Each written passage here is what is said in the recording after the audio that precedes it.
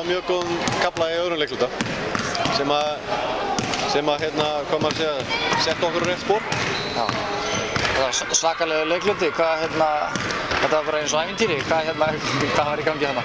Ja, við náðum 28-2 rönn á þær þegar við skiptum yfir svæðið og eftir það var leikurinn nokkuð jafn í seinni hálfleik en við héldum forskotinu og það kom náttúrulega smá svona taugatitringurinn í restina en við héldum haus, það er gott fyrir okkur. Nú eru komið nýjan leikmann hérna bakur, hvað getur sagt ykkur um hana? Hún bara er mjög góður leikstjórnandi og dreifir spilinu mjög vel.